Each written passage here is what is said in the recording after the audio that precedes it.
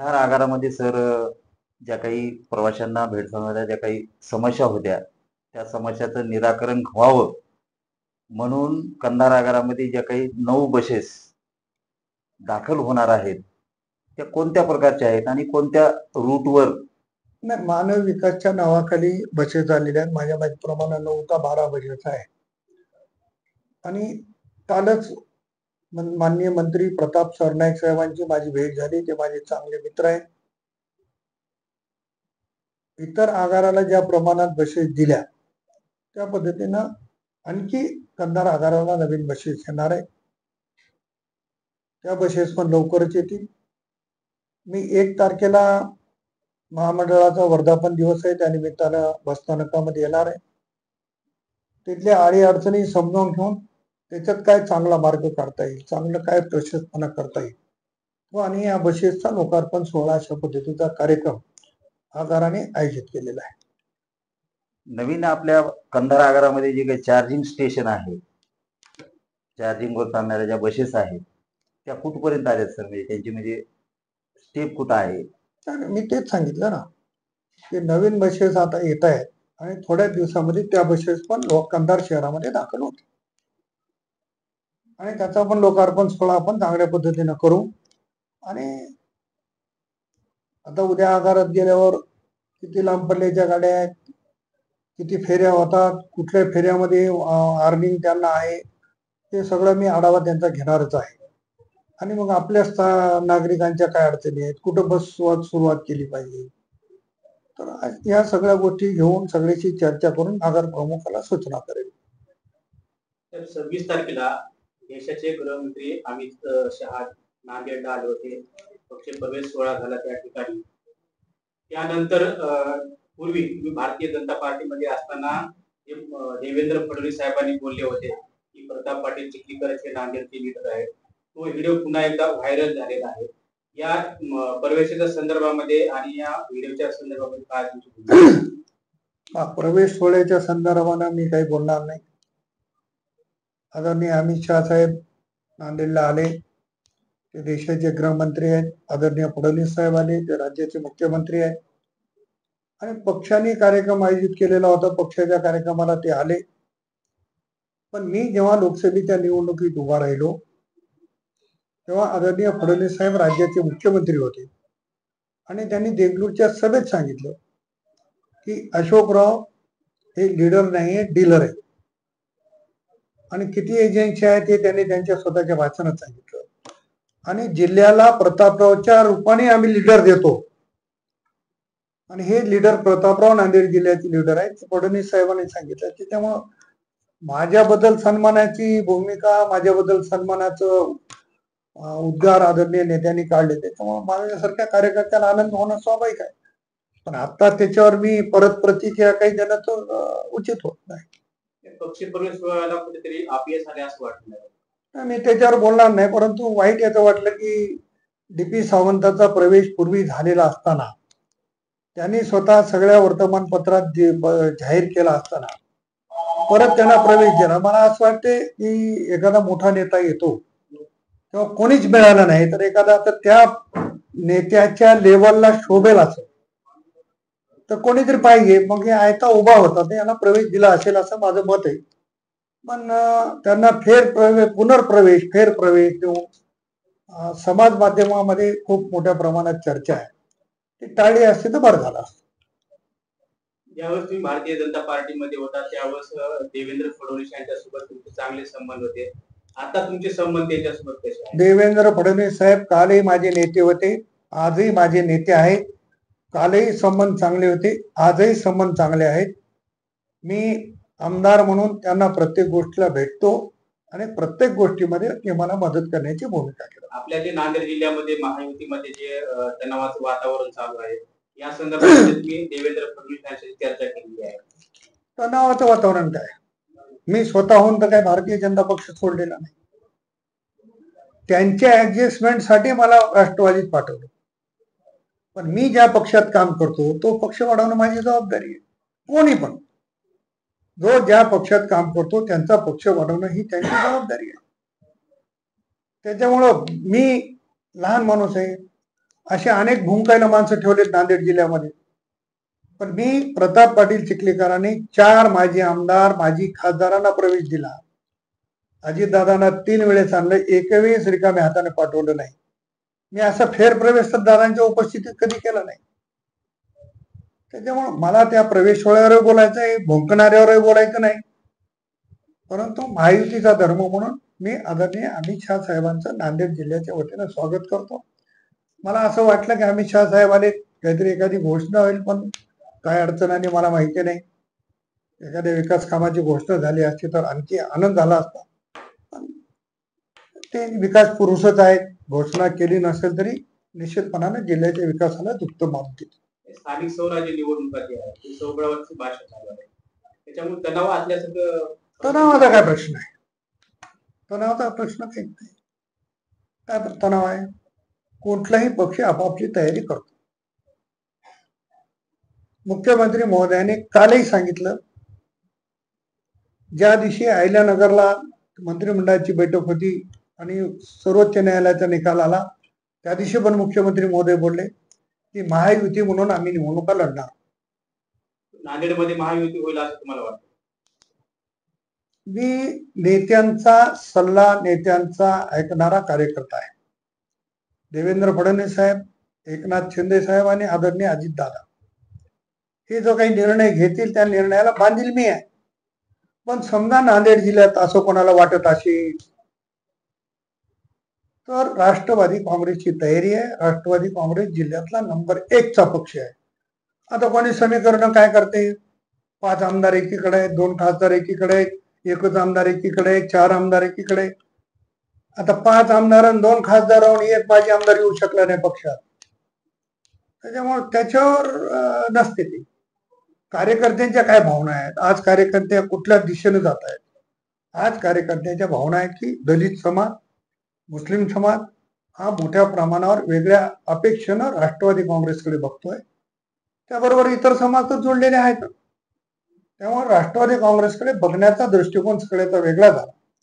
म्हणून राष्ट्रवादी काँग्रेस जिल्ह्यात नंबर 1 ची आहे.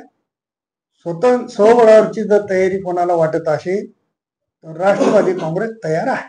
राष्ट्रवादी काँग्रेस जे सध्या महायुतीमध्ये भाजप सोबत असल्यामुळे स्थानिक जो दलित मतदान आणि मुस्लिम जे वोटर आहे हे राष्ट्रवादी काँग्रेस सोबत येईल असं तुम्हाला वाटतं? 100% येतील ना, का नाही येणार? अजितदादा पवारांनी अनेक भाषणामध्ये सांगितलं, शिवशाहू फुले आंबेडकरांच्या विचारधारेवर चालणारा हा पक्ष आहे, ही भूमिका मांडली. राष्ट्रवादी काँग्रेसच्या वाट्याला 2 विधान परिषद सदस्याचा जागा भरायची संधी मिळाली, त्याच्यात 1 मुस्लिम समाजाला दिली. हसन मुश्रीफ साहेबांसारख्या मुस्लिम समाजाच्या नेत्याला मंत्री केलं. अण्णा बनसोडे सारख्या दलित समाजाच्या माणसाला विधानसभेचा उपाध्यक्ष केलं. ओबीसीचे नेते अगोदर धनंजय मुंडे होते, त्याऐवजी आता त्यांना काही अडचणीमुळे राजीनामा द्यावा लागला तर भुजबळ साहेबांना घेतलं.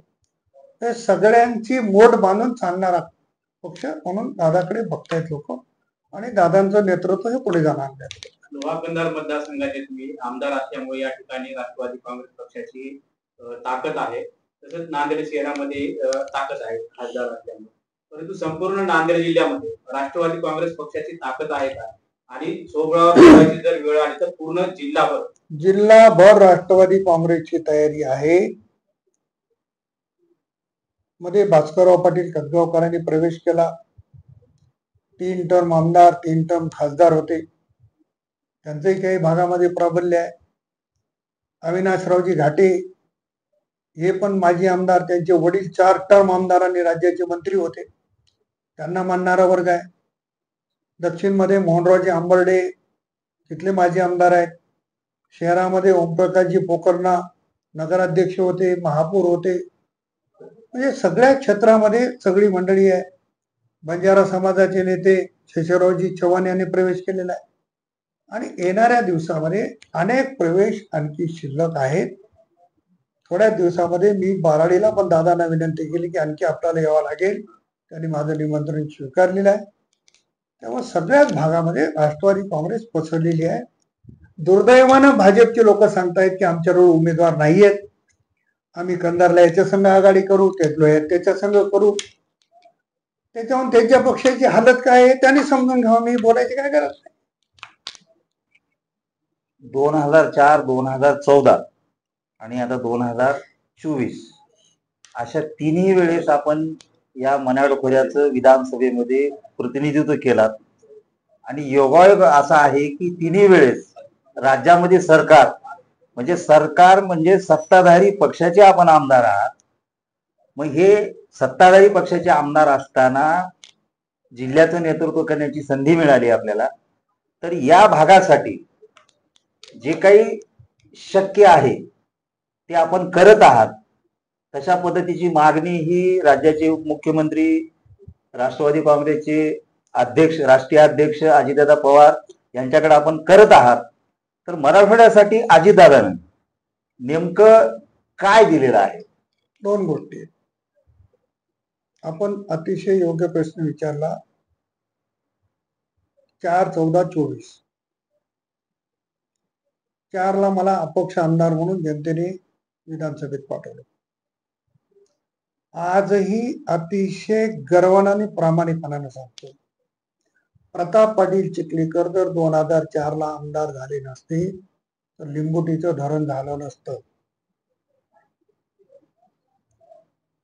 आदरणीय विलासराव देशमुख साहेबांनी या तारखेपर्यंत, मी ज्या तारखेला तुम्हाला मुलाखत द्यालो त्या तारखेपर्यंत महाराष्ट्रात एकही धरण असं नाही की एकाच ऑर्डर मध्ये पूर्ण किमती सहित बजेट पेश करणार. हे एकमेव धरण होतं लिंबोटी.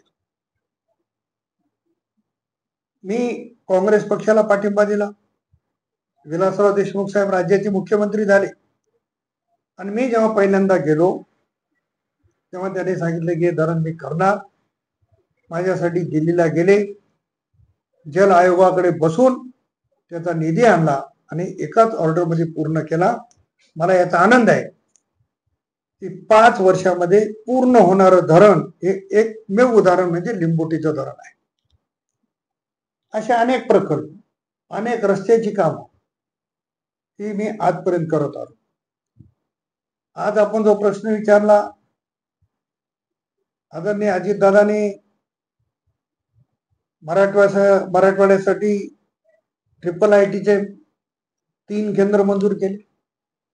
त्यामध्ये छत्रपती संभाजीनगरला एक आहे, बीडला एक आहे आणि नांदेडला आहे. 191 कोटी रुपये अनेक लोकांनी खाजगी संस्थेला मागितलं होतं. दादांनी सांगितलं की याच्यामध्ये मला कुठलंही राजकारण करायचं नाही. जिल्ह्यातल्या तरुणांना चांगलं मार्गदर्शन झालं पाहिजे. टाटा कन्सल्टन्सीचे लोक त्याच्यामध्ये येणार आहे. म्हणून विद्यापीठाच्या परिसरात हे केंद्र सुरू झालं पाहिजे भूमिका घेतली. आज 191 कोटीचं तुम्ही बघा ना केंद्र केवढं होईल. त्यामुळे हजारो तरुणांना उद्योगाकडे वळण्यासाठीचा मार्ग दादानी या निमित्तानं मोकळा करून दिला आहे. अर्थातच त्याला राज्याच्या मुख्यमंत्र्याची देखील संमती आहे, परवानगी आहे. कारण राज्याच्या मुख्यमंत्र्याच्या संमतीशिवाय काही होत नाही हे सगळ्याला माहिती. पण यात पुढाकार दादानी घेतला. नांदेडच्या कार्यक्रमात आले तेव्हा त्यांनी जाहीर केलं आणि ते करून दाखवलं. बोले तैसा चाले त्याची. दादांच्या बाबतीत एकच वादा, अजितदादा ही जी लोकांची मन आहे आणि अजितदादा प्रत्यक्षात उतरवतो. या IIIT मधून आपल्या भागातल्या तरुणांना संधी मिळून ती तरुण मंडळी उद्योग क्षेत्रामध्ये उतरतील हे असं आपण आता सांगितलं.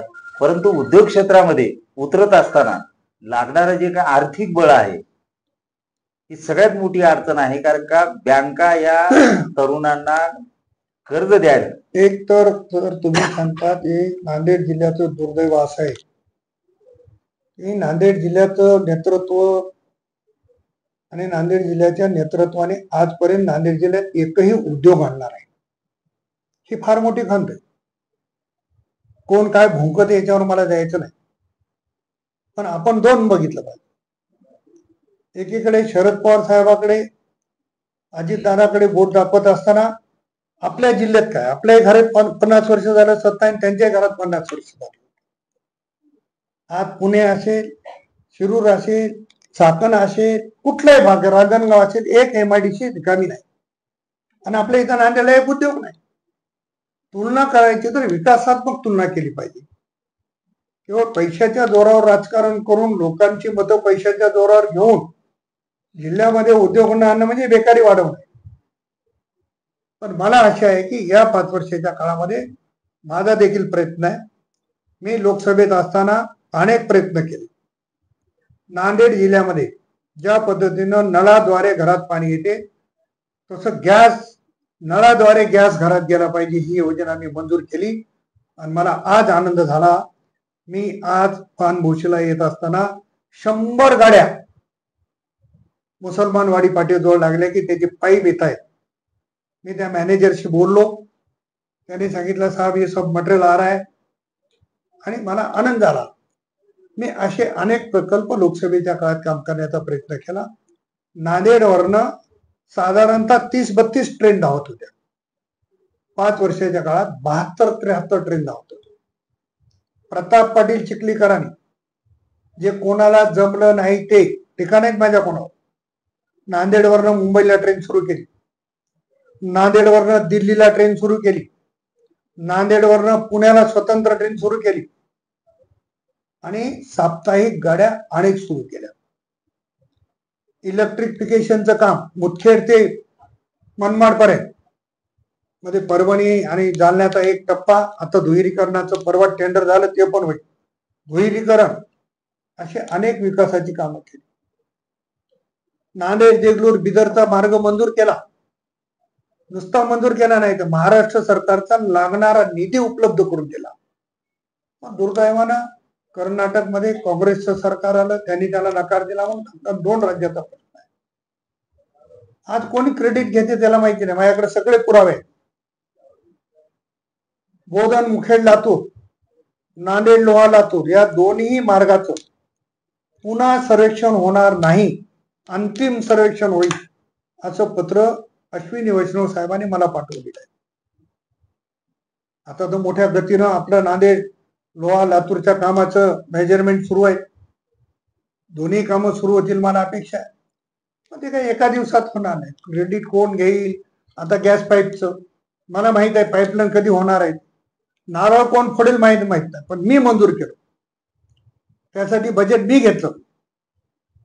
भारतातल्या 27 खासदारांना आदरणीय मोदी साहेबांनी जेव्हा पहिल्यांदा जेवायला बोलवलं, महाराष्ट्राचा मी एकमेव होतो, तेव्हा मोदी साहेबांना विनंती केली आणि मोदी साहेबांनी तो प्रकल्प मंजूर केला. शेवटी मोदी साहेबांनीच केला, पण मागणारा पाहिजे. आणि ती भूमिका घेऊन मी काम करण्याचा प्रयत्न केला. त्या धर्तीवर आज कुठल्याही पक्षात असलो तरी महायुतीचा एक घटक आहे. म्हणून नांदेडमध्ये उद्योग आले पाहिजे, त्याच्यासाठी माझा लढा पुन्हा चालू राहणार. नांदेड सोनखेड लोहा मार्ग लातूर ही रेल्वे नेमकी कधीपर्यंत धावल असं त्याला आज कालावधी सांगता येत नाही. नांदेड देगलूर बिदर मंजूर झाली, बजेटमध्ये तरतूद झाली. महाराष्ट्र सरकारने 50% वाटा उचलला, पण कर्नाटकने घेतला नाही. त्याच्यामुळे एवढे वर्ष प्रलंबित आहे, नाही तर भूमिपूजन झालं असतं. त्यामुळं नेमकं बजेट आता मी पण असलेल्या लोकप्रतिनिधी संसद सदस्यांना खासदारांना विनंती करणार आहे किंवा त्यांनी प्रश्न मांडावेत. शेवटी याच्यावर खासदार थोडस पाठपुरावा केला होता तर निषेधपणा. शेवटचा प्रश्न असा विचारतो सर, की घटक पक्षामध्ये विकासाच्या संदर्भामध्ये जी आता चढाओढ आहे किंवा त्याचं श्रेय घेण्याची जी काही स्पर्धा आहे, विरोधकाचं तर आव्हान नाही आपल्यासमोर. मग आगामी काळातल्या स्थानिक स्वराज्य संस्थेमध्ये या घटक पक्षाचंच आव्हान आहे का तुम्हाला? स्पर्धा राहणं विकासाच्यासाठी अतिशय चांगली बाब आहे. प्रताप पाटलाने एखादं केलं, दुसऱ्याने दुसरं 2 केले तर त्याच्यात गैर काहीच नाही. पण विरोध असणं वेगळं आणि स्पर्धा असणं वेगळं. विरोध कोणाचा आहे? महायुतीमध्ये कोण आहे? परवा कमल किशोर कदम साहेबांनी सांगितलं की आजकालचे पुढारी एका दिवसात पक्ष बदलतात.